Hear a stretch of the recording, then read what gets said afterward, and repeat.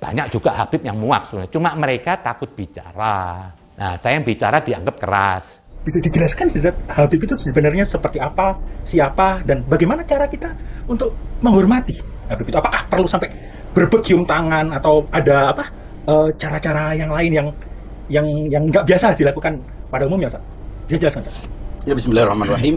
Sebetulnya saya sudah pernah menyampaikan masalah ini dalam sebuah video entah setahun atau 2 tahun yang lalu. Tapi persoalannya setiap kali saya menjelaskan, saya ini meskipun berpenampilan demikian begini, ya sebagian ada orang manggil Habib meskipun saya tidak pernah memasang gelar Habib, bahkan nama marga tidak pernah saya pasang. Tapi meskipun saya sudah memberikan sebuah penjelasan yang sebetulnya logis dan rasional, relevan, ya karena saya terstigma Syiah, jadi pandangan saya diabaikan. Nah, menurut saya Habib itu adalah gelar yang disandang oleh Nabi Muhammad. Makanya kalau kita membaca narasi Maulid, ya Habibullah, pujian-pujian itu sebetulnya adalah ditujukan kepada Rasulullah, ditujukan kepada Nabi Muhammad sebagai manusia termulia yang dicintai oleh Allah, yang dicintai oleh umatnya. Nah, lalu karena penghormatan kepada Nabi, untuk mengenang Nabi, gelar ini diberikan secara majazi, secara simbolik kepada orang-orang yang diyakini terhubung secara keturunan, secara nasab dengan Nabi Muhammad. Jadi sebetulnya pemilik gelar utamanya itu adalah Nabi Muhammad. Nah, lalu diberikan kepada keturunannya, orang-orang yang diyakini punya hubungan dengan Nabi Muhammad. Tapi lagi-lagi menurut saya mereka dihormati bukan karena dirinya, tapi karena terkait dengan Nabi Muhammad. Jadi menghormatinya karena menghormati Nabi Muhammad. Nah, masalahnya sebagian orang-orang itu mengeksploitasi, ada yang membuatnya sebagai sebuah modal untuk mencari keuntungan-keuntungan duniawi. Disinilah muncul orang-orang yang dikenal Habib, dipanggil Habib, tapi berperilaku yang justru mencoreng pemilik gelar itu, mencoreng tujuan asli dibuatnya gelar Habib itu. Inilah yang membuat kadang masyarakat kebingungan bagaimana sih memposisikan seorang Habib. Kita mestinya melihat Habib itu sebagai sebuah gelar kehormatan apabila yang menyandangnya orang yang berperilaku baik, orang yang kontribusinya baik. Dan kita bisa membuatnya sebagai semacam memperlakukannya sebagai sebuah panggilan semata bila memang perilakunya tidak menunjukkan gelar itu. Seperti orang namanya Muhammad, kan ingin mengambil nama dari Nabi Muhammad. Tapi kalau perilakunya tidak sama dengan Nabi Muhammad, ya itu sekedar nama.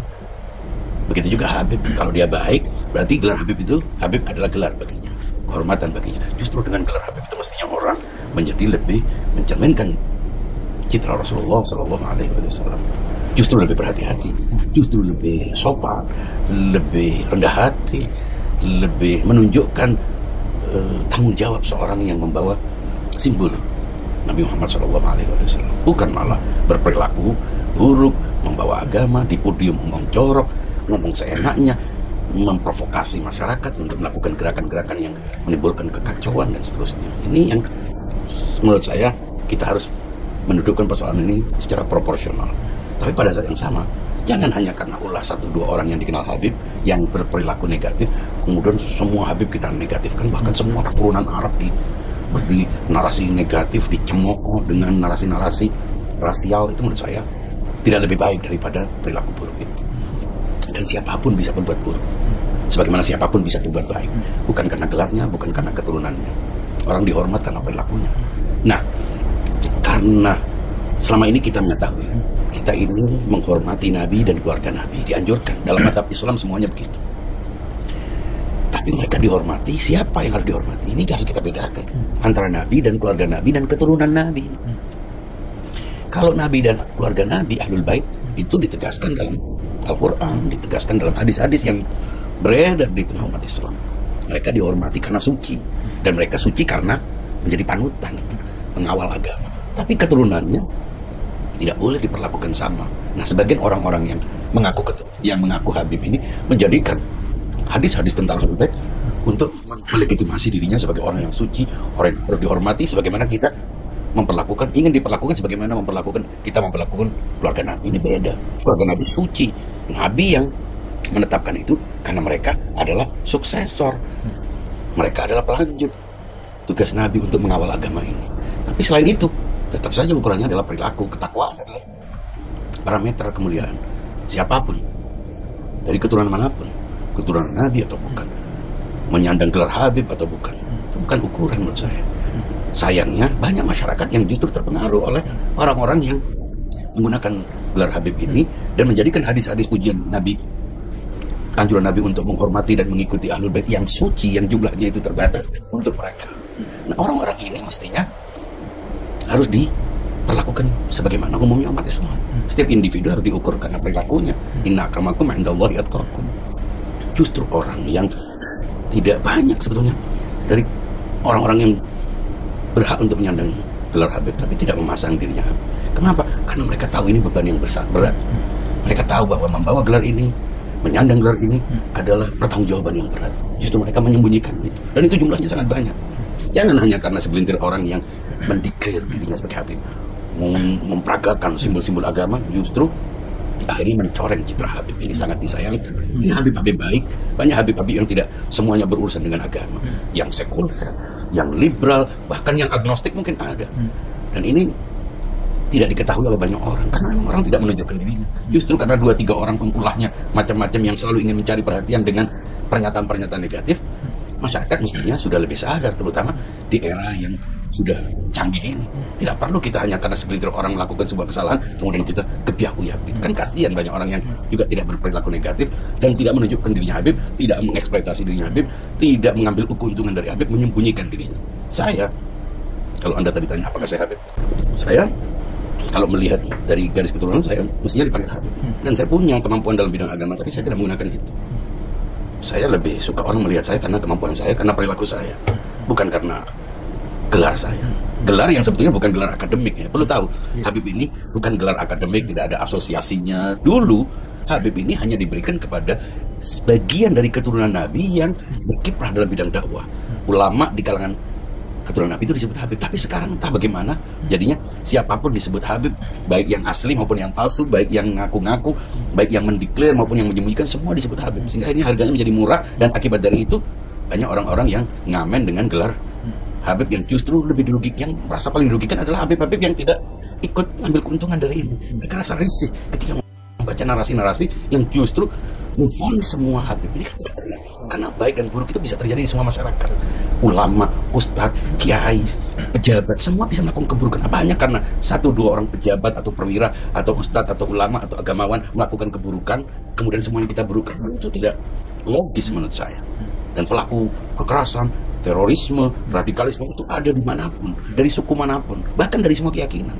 Jadi kita harus adil, jangan sampai kita melawan radikalisme, melawan ekstremisme, tapi dengan cara yang tidak kalah buruknya, yaitu rasisme. Itu sama dengan membersihkan lantai, membersihkan rumah, tujuannya membersihkan tapi dengan air kotor. Apa artinya?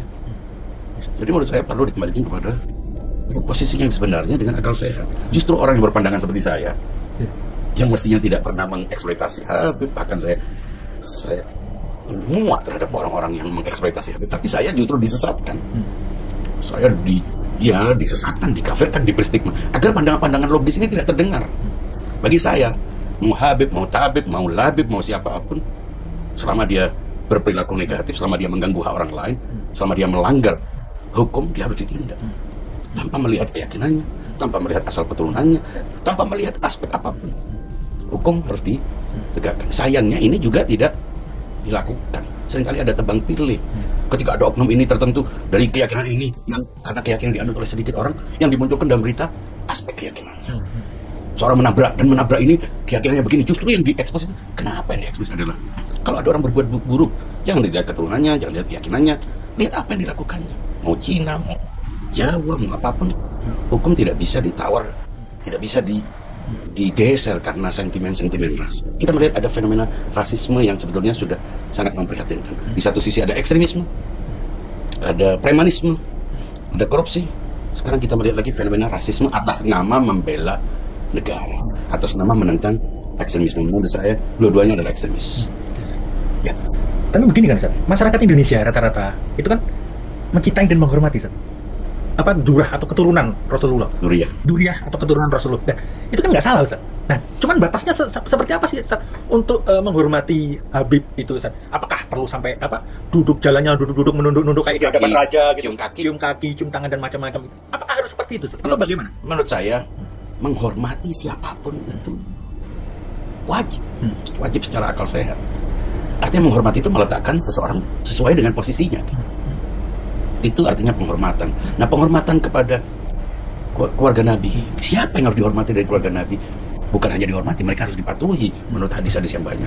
Karena mereka adalah pengawal agama. Bukan karena mereka keluarga Nabi, tapi karena mereka dipilih untuk mengawal agama ini. Karena mereka lah yang hidup dalam keluarga Nabi, dalam rumah Nabi. Mereka lah yang mendapatkan informasi pertama tentang ajaran ini. Karena itu mereka harus diikuti. Bukan karena mereka keluarga Nabi, karena banyak dari keluarga Nabi yang tidak ditetapkan. Banyak anak-anak Nabi dalam Al-Quran yang juga berbuat dosa. Jadi ini mestinya yang dibedakan. Sekali lagi saya bedakan Nabi dan keluarga Nabi, Ahlul Bait. Ini berbeda menurut saya dengan mereka yang mengaku sebagai keturunan. Memang mereka harus dihormati sebagaimana orang lain harus dihormati. Kalau menghormati seorang Habib, seorang Sayyid, seorang keturunan Nabi, dihormati karena apa? Karena Nabi. Tapi apakah penghormatan ini kemudian menggeser asas keadilan? Apakah kemudian kita bisa mengesampingkan hukum-hukum? Tidak bisa menurut saya. Justru dengan kita menegakkan hukum mereka sebagai orang yang membawa nama Nabi, keluarga Nabi, mestinya mereka dituntut untuk lebih baik, mestinya dihukum lebih berat. Gitu, Al-Quran juga mengatakan, di Al-Quran disebutkan ayat sebelumnya begini, ya nisa an-nabi lastunna ka'ahadin minan nisa ini taqaitunna. Wahai istri-istri Nabi, kamu tidak seperti perempuan-perempuan lain kalau benar-benar bertakwa. Artinya mereka yang mengaku sebagai keturunan Nabi, kalau mereka berbuat baik, pahalanya lebih banyak. Mengapa demikian? Karena mereka membawa citra Nabi. Orang pun ikut. Tapi kalau mereka berbuat buruk, ya mereka lebih rendah. Mengapa? Nanti orang cucunya aja begitu. Yang mengaku keturunannya aja perilakunya begitu. Akhirnya orang justru mencemooh Nabi, mencemooh ajaran Islam. Jadi menurut saya, apapun alasannya, kalau orang hendak dihormati, penghormatan harus proporsional. Tidak boleh menggeser logika dan etika. Bagaimana menghormati? Bukan berarti dibenarkan semua tindakannya. Bukan berarti kita tutup telinga, tutup mata terhadap setiap perbuatan dosa, terhadap setiap pelanggaran hukum dalam negara. Tapi jangan melihat karena dia keturunan siapapun. Ini di sini terjadi sebuah polarisasi yang ekstrim. Di satu sisi mereka menyanjung-nyanjungnya, mencium tangannya, mencium kakinya, tanpa mempertimbangkan aspek perilaku. Di satu sisi sangat membencinya dengan narasi-narasi kasar.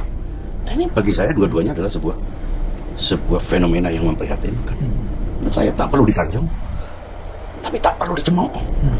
Tegakkan hukum. Negara ini sudah punya sistem yang dengan itu kita juga tidak bingung. Nanti ketika ada orang Habib melakukan, banyak orang melakukan perbuatan buruk, membuat pernyataan yang negatif, masa semua Habib harus mengklarifikasi? Masa semuanya kita harus memberi pernyataan? Apakah kita punya ikatan dengan dia? Kita bukan korps sehingga kita bisa menindak dia. Hukum dijalankan, negara ini tunjukkan wibawanya terhadap setiap pelanggaran. Begitu saja, dan nggak perlu ada yang perlu dipersalahkan. Kita harus menanggung beban. Setiap kali ada ulah 1-2 orang melakukan itu, kita tertekan. Anak-anak kita juga mendapatkan efek-efeknya dalam pergaulan sosial. Ini kan tidak baik menurut saya. Ya, Ustaz, ini kan bukan pertama kali terjadinya, Ustaz. Ini sudah sering kali terjadi. Beberapa tahun yang lalu juga terjadi polemik seperti ini, sehingga antum tadi bilang harus berikan pencerahan lagi. Apa sebenarnya yang terjadi, Ustaz? Mengapa ini terus berulang dan terjadi terus? Apa sebenarnya yang terjadi? Ya, karena tidak mau menggunakan akal sehat sebagian orang. Sebagian orang tidak mau menggunakan akal sehat sebagaimana mestinya. Hukum itu jelas, keadilan itu nyata, benar dan baik, benar dan salah itu ada, baik dan buruk itu jelas, benderang. Dan siapapun yang melanggar itu, dia kenakan hukuman. Nggak perlu heboh. Walaupun alien yang datang dari langit. Artinya siapapun. Di sini jenderal saja bisa dihukum. Di sini ulama atau siapapun melakukan pelecehan seksual, penipuan juga harus ditegakkan. Jangan dipilih hanya karena kiai, ustadz, habib atau siapapun. Ini tebang pilih kadang-kadang karena aspek-aspek, bukan hanya habib, kadang-kadang tebang pilih juga karena kiai, karena ustadz, karena ini diabaikan karena ulama, karena perkumpulan ulama, padahal jelas-jelas melakukan pelanggaran. Jelas-jelas mendukung terorisme, memberikan pernyataan-pernyataan yang cenderung memprotes keputusan negara dalam mengamankan rakyat dari aksi teror, itu juga dibiarkan. Menurut saya bukan persoalan Habib saja. Masyarakat harus diedukasi, memahamkan kembali persoalan bagaimana sih beragama, bagaimana sih bernegara. Agama dan negara ini batasnya harus diperjelas, jangan dicampur aduk supaya tidak tumpang tindih. Agama mengikat setiap warga, setiap penganutnya. Tapi negara dengan hukumnya mengikat setiap warga negaranya, apapun keyakinannya, agamanya, mau agama mayoritas, mau minoritas. Karena negara ini dibangun berdasarkan sebuah asas yang diterima oleh semua masyarakat yang majmuk ini. Jangan kemudian karena agama kita lebih banyak, karena keyakinan kita lebih banyak, karena ormas kita lebih besar, akhirnya kita menindas, kita menggunakan tekanan massa, meliburkan hukum dan sebagainya. Ini kan akhirnya negara kehilangan wibawanya dan masyarakat merasa tidak aman. Tapi kalau hukum ditegakkan, masyarakat akan lebih tenang dan percaya kepada pemerintah sesuai dengan amanat yang diberikannya dalam proses demokrasi. Jadi mau Habib siapapun, mau kelihatan banyak pengikutnya atau tidak, hukum ini harus ditegakkan, kan sudah ada aparatnya. Dan aparatnya juga harus menunjukkan keteladanan. Tunjukkan keteladanan, ketegasan. Saya melihat berita-berita orang mencaci Habib yang karena 1-2 orang ulah Habib siapapun, menurut saya tidak peduli. Karena ukurannya itu perilaku, etika. Tapi saya merasa tertekan. Saya terpancing untuk memberikan pernyataan-pernyataan kasar untuk menanggapi itu. Kan mestinya bukan saya punya kesibukan lain. Banyak orang-orang yang miskin di antara Habib-Habib yang tidak tahu persoalan harus menanggung beban yang sama. Nah, apakah dibiarkan kezaliman media yang terjadi? Menurut saya kita harus proporsional, harus adil. Salah memberikan sebuah pernyataan bisa menimpakan kesengsaraan atas orang lain yang tidak tahu menahu soal itu. Artinya sebenarnya kesalahan atau perbuatan yang tidak benar dilakukan oleh Habib tertentu itu sebenarnya bukan merugikan orang lain, tapi merugikan kalangan Habib sendiri. Itu yang paling utama, korban utamanya adalah sesama Habib. Ya, saya walaupun saya tidak menyandang gelar Habib, tapi sebagian orang saya tahu Habib, orang tanya, bagaimana ini Pak Ustadz, bagaimana mau nanggapi, harus ada yang menegur. Nah, emangnya kita siapa? Kan sudah ada negara, ada mekanismenya melakukan pelanggaran. Dan kalau dia dicium kakinya, ya disadarkan apakah itu pelanggaran hukum, bukan. Tapi kalau orang mencium kakinya, jangan dibiarkan dong. Supaya orang tidak menganggap bahwa agama itu mengajarkan orang cium kaki. Mencium tangan ini, orang tua saja tidak wajib dicium tangan, yang wajib itu penghormatan. Tidak ada cium tangan di dalam agama. Tapi itu adalah budaya. Walaupun mereka bilang bahwa ini adalah karena cinta, bukan karena permintaan si Habib, bukan karena orang lain, tapi karena kerelaan saya sendiri. Itu kan nggak bisa melarang saya untuk mencium kakinya. Walaupun begitu. Memang kita tidak bisa, tapi memperagakannya seolah-olah ini sebuah upacara, itu kan terkesan seperti menikmati pemujaan. Menurut saya orang yang justru punya akhlak baik, Nabi itu justru mencium tangan pekerja kasar. Nabi manusia termulia, yang karena itu orang itu menggunakan gelar Habib, itu tidak pernah memberikan tangannya dengan ringan. Makanya saya, meskipun saya berada dalam lingkungan orang-orang yang mungkin menghormati saya sangat pantang untuk tangan saya dicium tangan orang. Itu beban. Lebih baik orang menghormati kita karena karya-karya kita, kiprah kita, daripada kita dihormati karena gelar yang justru membatasi gerak kita, terbebani. Saya punya gelar akademik, lebih baik saya menggunakan ini, walaupun saya tidak menggunakannya, tidak memajangnya. Karena kriterianya jelas, mendapatkan gelar akademik itu ada prosesnya, ada tahapan-tahapannya, ada ujiannya. Kalau ini kan siapapun bisa menyandangnya. Jadi menurut saya perlu ditertibkan penggelaran-penggelaran, apapun gelarnya, Ustadz, Kiai, Habib, ulama, ini semuanya harus diperjelas. Ya tidak bisa dibiarkan. Dan kembalikan mereka semuanya sebagai manusia biasa, warga negara biasa. Dan jangan perlakukan mereka lebih dari lainnya, juga jangan rendahkan mereka lebih rendah dari yang lain.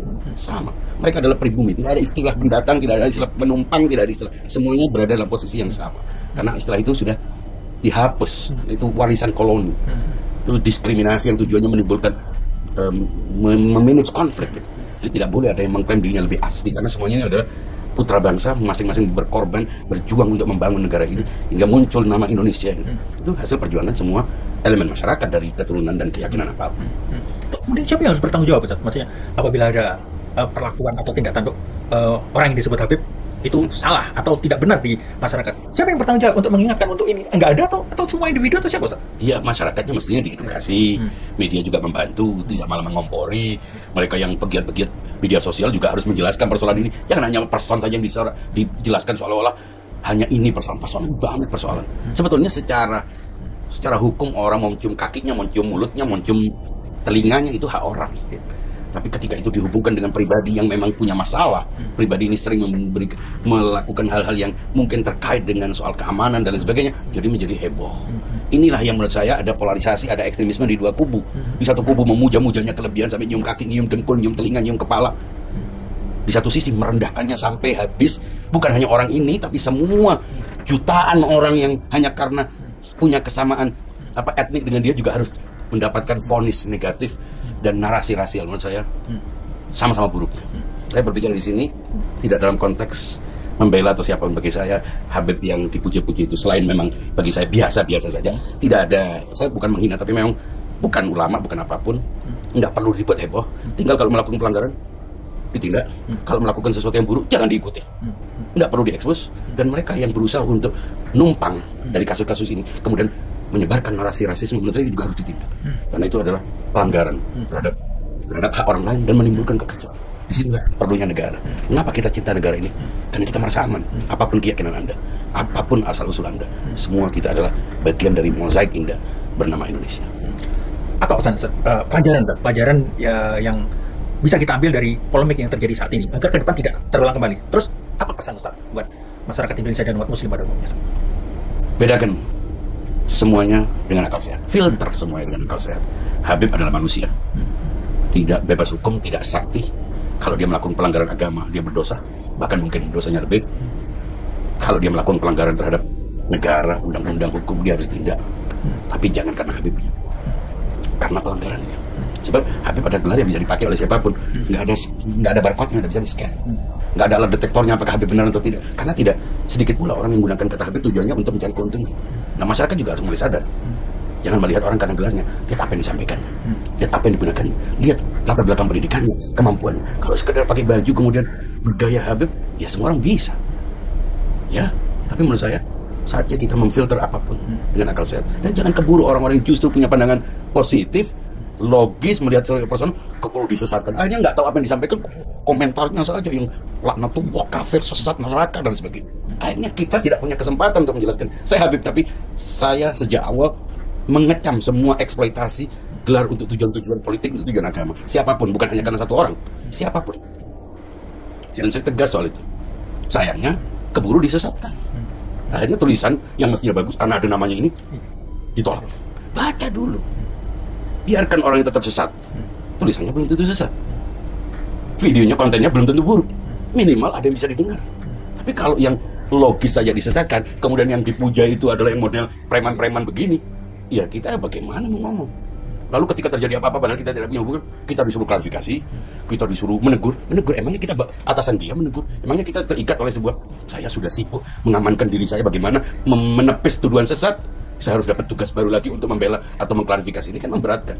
Negara ditegakkan, hukum mesti ditegakkan. Itu caranya masyarakat melihatnya secara logis. Jangan kebiak-uyah.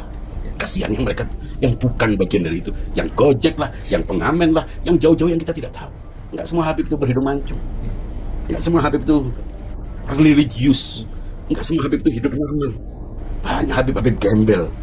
Kita harus logis dengan itu. Banyak Habib-Habib nasionalis, pejuang, bagian dari perjuangan bangsa ini.